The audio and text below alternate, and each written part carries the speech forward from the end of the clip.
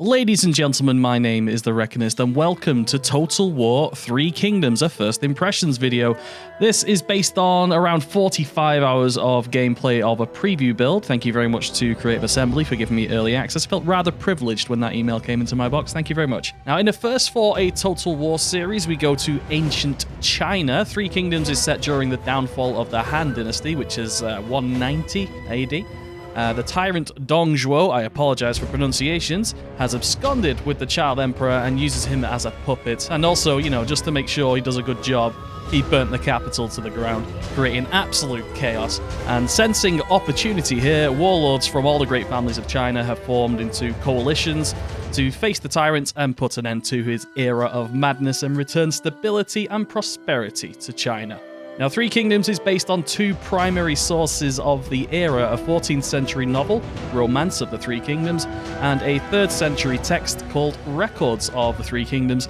Events and characters in the game are based on historical records, but certainly do take some liberties. Now, this game gives you a choice on how to play it. There are 2 primary modes. One is the Romance mode, and one is Records mode.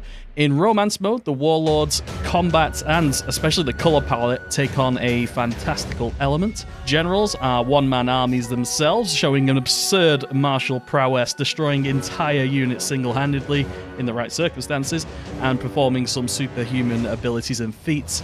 Think more Crouching Tiger, Hidden Dragon levels of outlandishness. The game's also gussied up graphically, making battles take place among absolutely beautiful sunsets and vistas.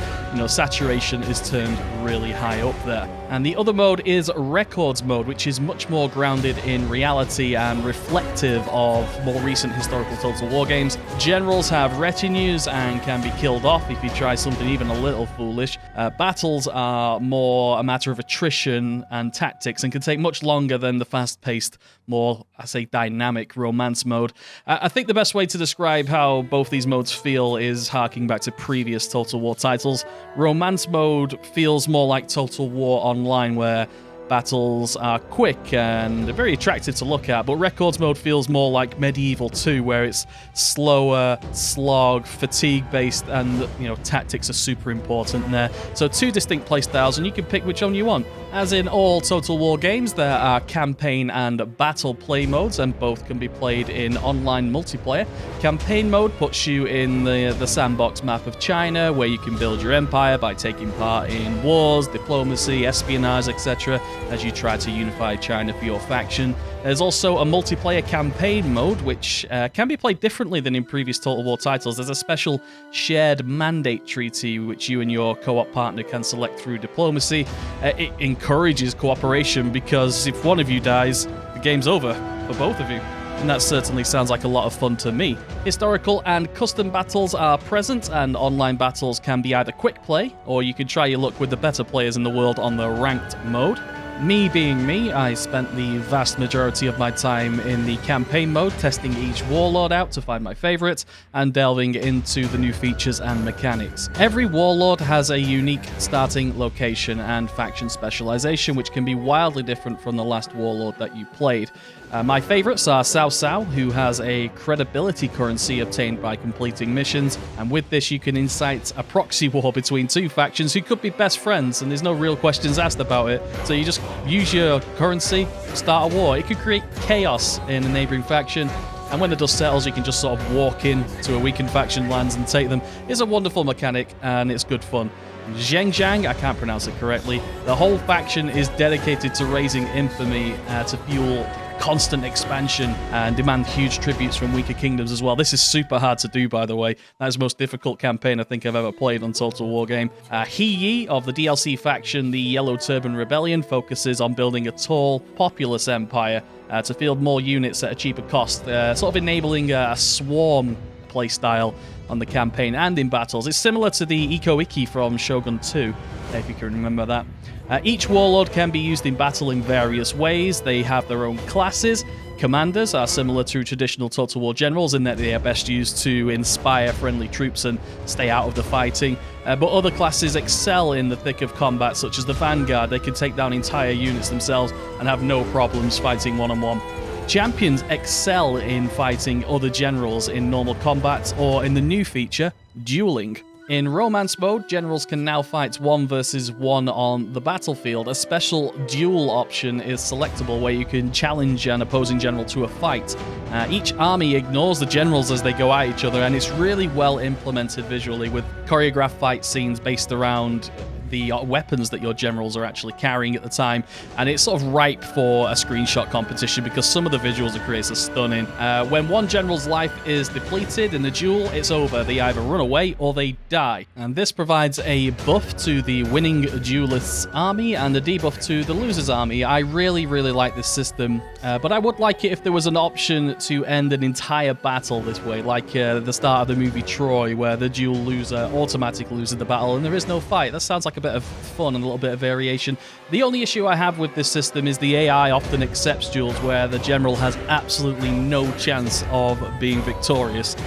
So that needs to be looked at. Other new features include a fully revamped espionage system where spying operations require the use of 2 separate currencies to perform missions, and you can create some fantastic situations with this as well, such as your spy being the head of an opponent's army, and they can defect at your instruction, which sounds fantastic. Or even better, it is reported that they can actually be in line for the faction leadership role. I have not experienced that myself yet, but I'd look forward to seeing what happens if that becomes the case. It's certainly very interesting, and I can't wait to play with it more. Other features include a revamped ambush system, which now features an extraction point for the defending side, so think about the Teutoburg Forest in Rome 2. There is also character RPG development. Generals level up as they have done in previous titles with a point-based talent tree, and they also have loadouts very similar to Warhammer. This includes weapons, armor, and other ancillaries that you can gain by playing the game, helping you to mold your faction's leaders in many different ways to suit your needs. You can make one of them the greatest duelist in the history of China, or you could improve their governorship abilities, helping you rule easier. Also, a welcome addition is extreme unit size. Units can now be up to 240 troops in size, and 2 full stack armies, that's a lot of troops. So there you have it. What is my verdict? I have had an absolute ball with this game. It is definitely the strongest any Total War game has been on launch day, in my opinion. They pushed back the release an extra 8 weeks to ensure bugs are ironed out and polished up other areas, and you can really tell. When you hear a game is delayed, I often get pessimistic, but I'm happy to be proven wrong in this case. Particular highlights for the game are the graphics in romance mode, which make the campaign map and battles much more appealing, not like the kind of dull and grey previous Total War titles. The RPG development trees for the characters is fantastic. I spent many an hour fine-tuning particular characters. The dueling system is great. I've already covered that. I love the UI design as well. It's very minimalist, but it has its own style as well. It would have been a difficult decision to make during development because it's such a large departure from traditional Total War appearances. So they get full props for doing that. The Warlords and the factions are very different to each other and do feel unique, and that was the best part of Warhammer Total War for me. They've taken the best parts of that game and brought it over here in a semi-historically accurate way, and it's exactly what I was looking for. So would I recommend it? Yes. This is the best the Total War game has ever been on launch, and a fantastic start to this game. I'll be playing a lot of this game going forward, I can guarantee you that. It's excellent. Total War 3 Kingdoms releases on the 23rd of May 2019 on Steam. It is $55.99 or your regional equivalent. If you made it this far in the video, thank you very much for watching. If you liked the content, why not leave a like? If you didn't like the content, leave a dislike. Any questions or any queries, leave a comment. This is the first ever video I have done on a Total War game. I usually spend my time streaming, but if you want to get in contact and maybe do a cooperative campaign or do a couple of battles, I'll leave a link to my Discord down below. You can contact me there. But again, thank you very much for watching, and I will see you next time.